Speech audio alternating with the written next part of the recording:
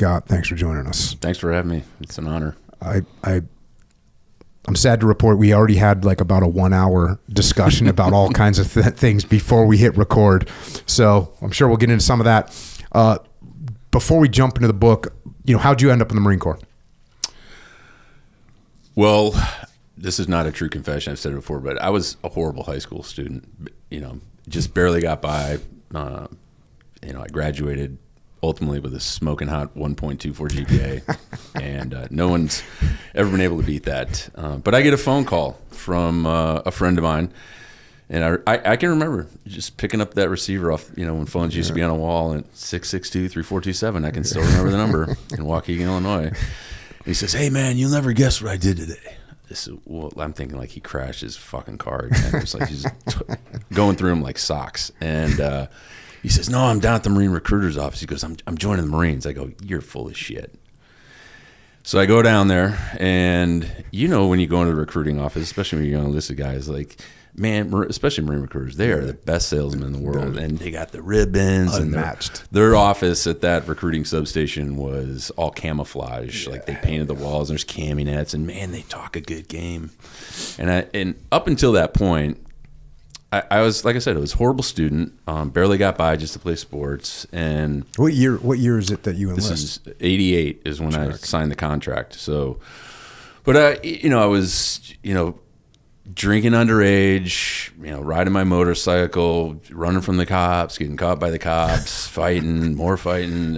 And so I led a very high-risk lifestyle as a young teenager. And when I met the Marines, I was like, man, I've never met a bigger group of risk takers than what these guys are trying to sell me. And right there, I signed up. And, it was probably the best decision I ever made in my life, because through that, my first 4 years and, going to Desert Shield and Desert Storm, which I write about a little bit in the book. You write about it in literally 2 pages. It's 2 pages of Desert Shield, Desert Storm. Man, I have gotten some shit from guys I serve with because, but in comparison to other deployments, that's the point people don't, is in comparison to other deployments, like it seemed pale because it was such a short war. But it was very important, and it shaped me, and then pushed me into college. And then I did. What was your job in the Marine Corps? Were you infantry out of the gate? No, I was. I must have scored pretty decent on tests. So I was a Hawk missile operator and Stinger, and then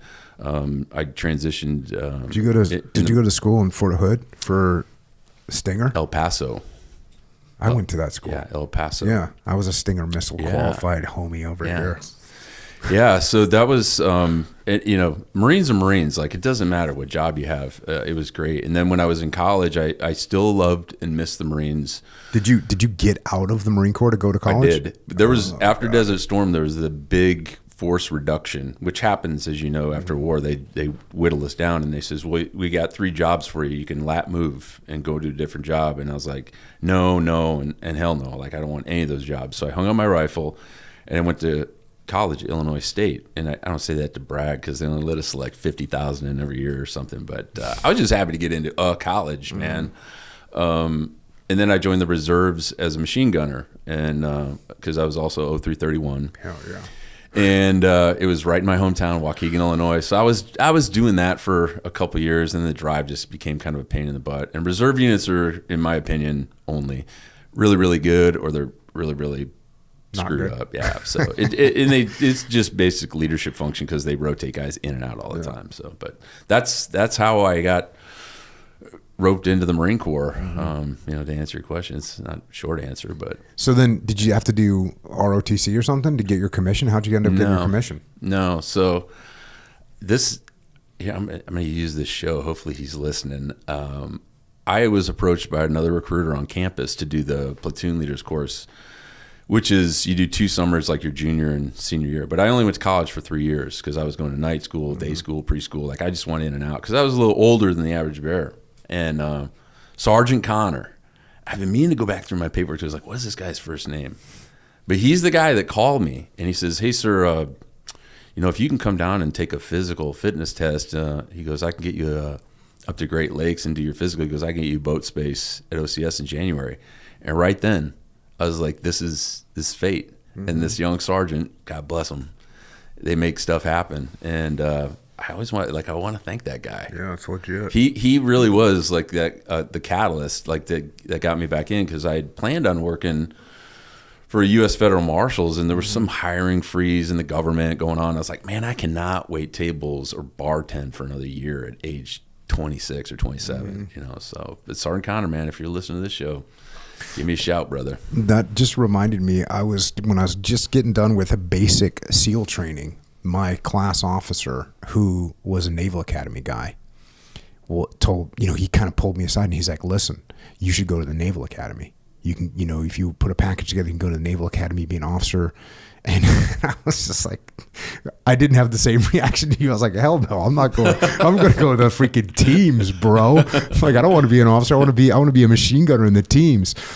So I denied his request. I ended up doing it later, but you don't always take advice from people. So what years did you get commissioned then? So I got commissioned in, oh man, I want to say it was 97, 98. Okay. And and then I was, my first duty station was at 29 Palms in 99. So back it up a year, 98. Yeah. So 1998. That's actually the same year I got commissioned. Yeah. Interesting. We had kind of similar trajectories. Career-wise. Yeah. Because I did 8 years enlisted and then got picked up for an officer program. I did the weirdest officer program where I didn't even go to college.